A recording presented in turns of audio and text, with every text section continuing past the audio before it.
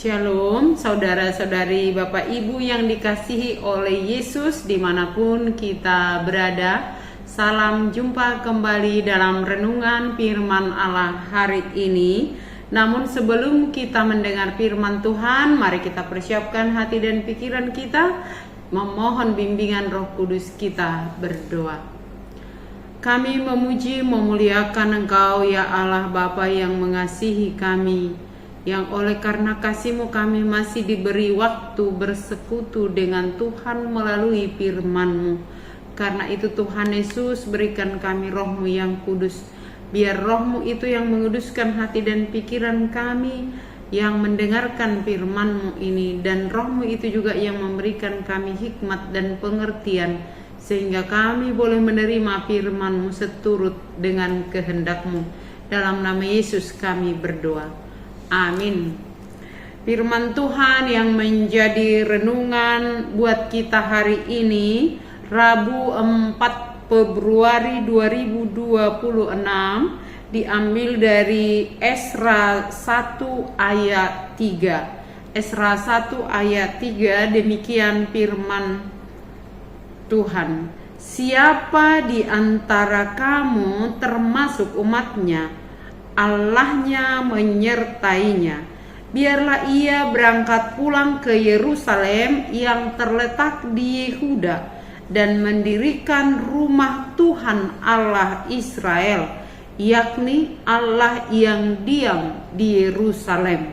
Dalam bahasa Batak, manang ise sian hamu sian sadok bangsonai sai didongani debata nama ibana asa nakok tu Jerusalem na di tano Juda asa di pajongjong joroni Jehoba debatani Israel ibana do debata namian di Jerusalem.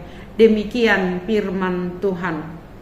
Saudara-saudari yang berbahagia, kita yang mendengar firman Tuhan pada saat ini, firman ini merupakan maklumat dari Raja Kores, Raja Persia, di mana Tuhan telah menggerakkan hatinya untuk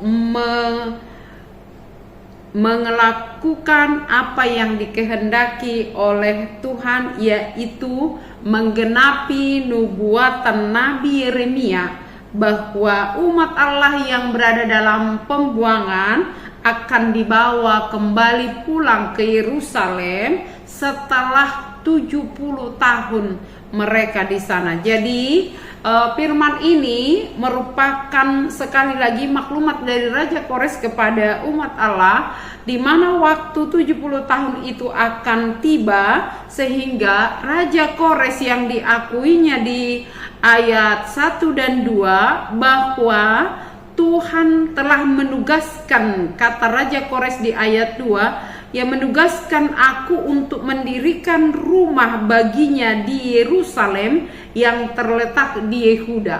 Saudara-saudaraku, kita perhatikan bagaimana Allah bekerja untuk memulihkan keadaan umatnya yang walaupun sudah 70 tahun berada dalam pembuangan dan bait Allah yang di Yerusalem sudah tinggal puing-puing, tetapi Allah tidak pernah lupa akan janjinya. Dia mengingat apa yang dia sampaikan, kalaupun Tuhan menghukum umatnya karena pemberontakannya kepada Allah sehingga mereka dibuang. Oleh karena izin Allah, umatnya dibuang ke pembuangan di Babel, tetapi sudah dinubuatkan Nabi Yeremia setelah 70 tahun mereka akan dibawa pulang.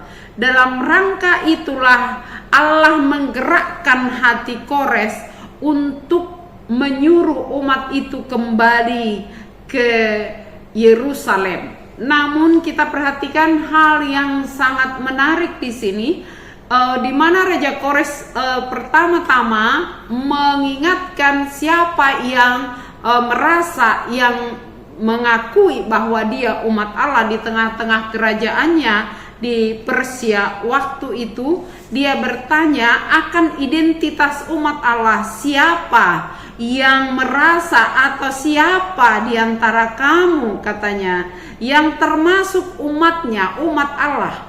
Lalu dikatakan Allah menyertainya. Setelah dikatakan itu bahwa Raja Kores sendiri yakin bahwa Allah tetap menyertai umatnya karena memang Allah sudah menggerakkan hatinya. Maka setelah ada identifikasi siapa yang menjadi umat Allah, menyadarkan mereka yang berada dalam pembuangan bahwa mereka bukan sekedar buangan, tetapi mereka umat Allah yang disertai oleh Allah. Ini menjadi penting. Karena apa? Karena mereka yang mendengarkan maklumat dari Raja Kores itu tidak semua lagi orang yang dibawa dari Yerusalem menjadi tawanan, tetapi juga sudah ada yang lahir di pembuangan dan mereka dari segi ekonomi sejahtera. Mereka sudah memiliki rumah, memiliki pekerjaan, usaha, dan mereka tidak bahkan bisa dikatakan sudah merasa aman walau dalam pembuangan. Karena itu bisa jadi mereka lupa akan status mereka sebagai umat Allah, karena memang dari segi kehidupan sehari-hari mereka sudah menikmatinya.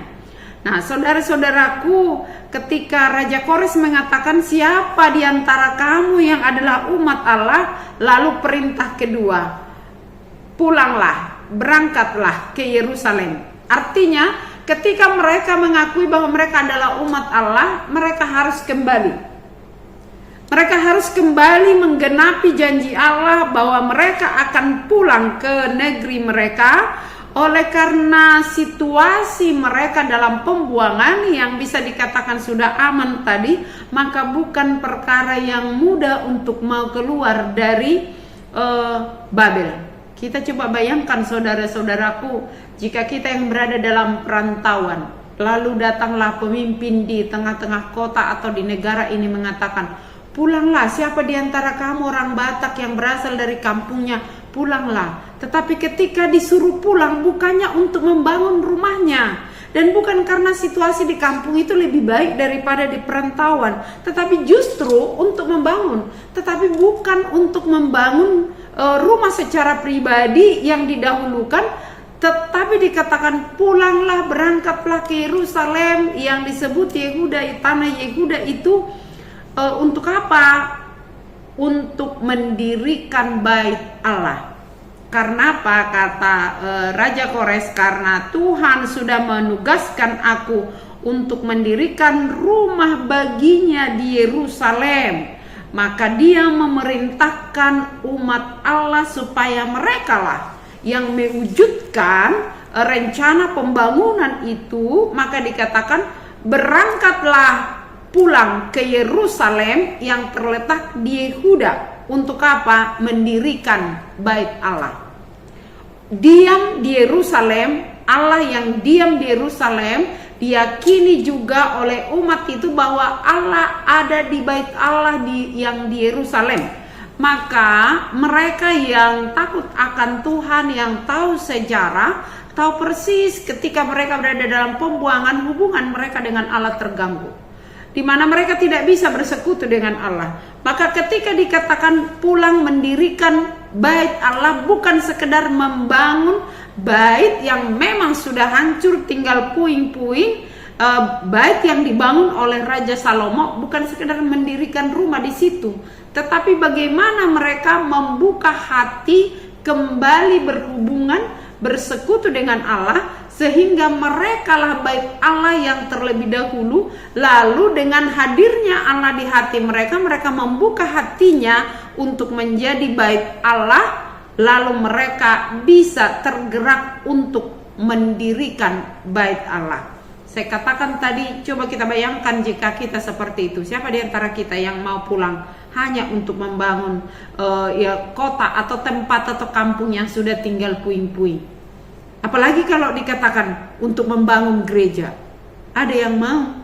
Di tempat tinggal kita juga ada yang berkata begini, kami ke perantauan bukan untuk membangun gereja, tetapi untuk mencari ekonomi yang lebih baik. Itu tidak salah, tetapi bagaimana kita dimanapun kita berada, kita mendirikan bait Allah di rumah kita sesuai dengan program gereja kita HKBP di tahun 2026, pengajaran iman di tengah keluarga.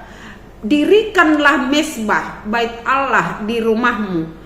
Ada gerakan di mana kita mau mendengar firman Tuhan dan di mana kita mau bersekutu dengan Tuhan. Itulah yang dikehendaki dengan kata pulanglah, berangkat pulang ke Yerusalem yang terletak di Yehuda dan mendirikan rumah Tuhan Allah Israel, yakni Allah yang diam di Yerusalem.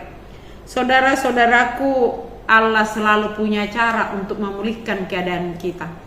Allah yang selalu mengasihi kita, Dia peduli akan keberadaan kita. Walau cara Allah itu tidak selalu kita sukai.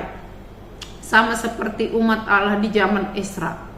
Ketika mereka disuruh pulang, sebenarnya Allah sedang mengerjakan pemulihan mereka untuk menjadi satu bangsa yang sesungguhnya. Karena ketika mereka berada dalam pembuangan, identitas mereka sebagai satu bangsa sebenarnya sudah tidak jelas lagi.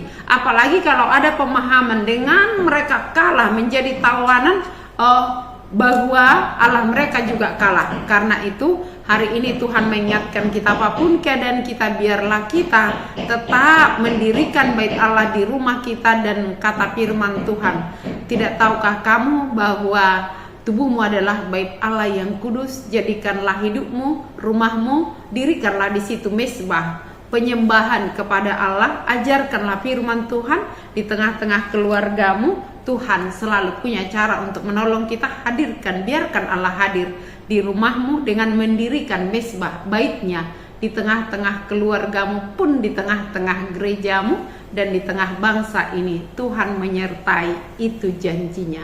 Amin. Kita berdoa. Terima kasih Tuhan atas kasih dan penyertaan-Mu, kami boleh mendengarkan firman-Mu.